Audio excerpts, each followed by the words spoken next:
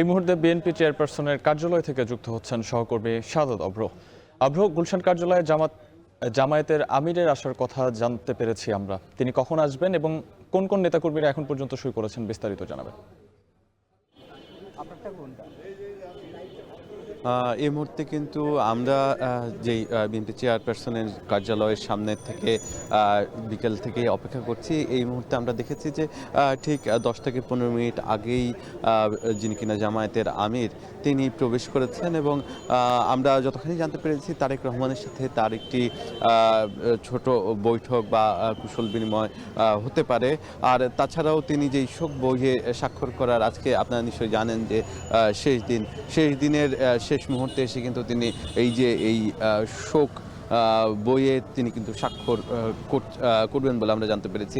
এছাড়াও সকাল থেকেই কিন্তু এই কার্যক্রম চলছে। শোক বইয়ে দেশের নানা প্রান্ত থেকে নানান শ্রেণী পেশার মানুষ, দলের নানান প্রান্তিক নেতা তারা কিন্তু ছুটে এসেছেন এই শোক বইয়ে স্বাক্ষর করার জন্য এবং তার সাথে সাথে বিশিষ্টজন, ব্যবসায়ী থেকে শুরু করে কূটনৈতিক সবাই কিন্তু এখানে এসে তার জায়গা থেকে, প্রত্যেকের জায়গা থেকে তারা কিন্তু শোক বইয়ে স্বাক্ষর করেছেন। তাদের সাথে অনেকের সাথে আমরা কথা বলেছি। বিশেষ করে খেলাফতে মজলিসের পক্ষ থেকে কিছুক্ষণ আগে আমাদেরকে জানানো হয়েছে যে এই ঐতিহাসিক বইয়ে স্বাক্ষরের মধ্য দিয়ে তারা এই যে বাংলাদেশের অন্যতম কিংবদন্তি আপসহীন নেত্রী তার প্রতি শ্রদ্ধা এবং সম্মান জানালেন।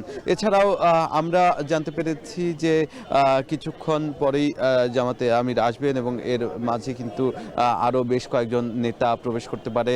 আমরা বিকেল নাগাদ কিন্তু দেখতে পেয়েছি তারেক রহমানের সাথে দেখা করেছে ডাকসুর ভিপি এবং ছাত্র শিবিরের যিনি কিনা সভাপতি আছেন, কেন্দ্রীয় সভাপতি, তারা কিন্তু সে শোক বইয়ে যিনি স্বাক্ষর করেছে তার পাশাপাশি তারা কিন্তু তারেক রহমানের সাথে কুশল বিনিময় করেছেন। এর আগের কথা যদি বলতে চাই আপনাকে সাহাব, এর আগে কিন্তু হচ্ছে মির্জা ফখরুল ইসলাম আলমগীর কথা বলেছিলেন। তিনি বলেছেন যে তারেক রহমানের যেই একাগ্রতা এবং তার একটি নিষ্ঠার মাধ্যমে কিন্তু হচ্ছে বাংলাদেশ নতুন পথ দেখবে, যেটা দেখাতে চেয়েছিল বেগম খালেদা জিয়া সেই পথেই হাঁটবে বাংলাদেশ, এমনটাই কিন্তু বলেছেন। এছাড়াও কথা বলেছেন স্থায়ী কমিটির অনেক সদস্য, বিশেষ করে সালাউদ্দিন আহমেদ থেকে শুরু করে অনেকেই। কিছুক্ষণ আগে মির্জা ফখরুল ইসলামও প্রবেশ করেছেন। নিশ্চয়ই বের হয়ে কথা বলবে। এর পরবর্তীতে আমরা আপনাদেরকে নিশ্চয়ই সাহাব আপনার মাধ্যমে জানাবো যে তারা হচ্ছে সেখানে কি কথা বলেছেন এবং বের হয়ে জামাতে আমির কোনো ধরনের বার্তা দেয় কিনা। এ ছিল আমার কাছে সর্বশেষ। সাহাব।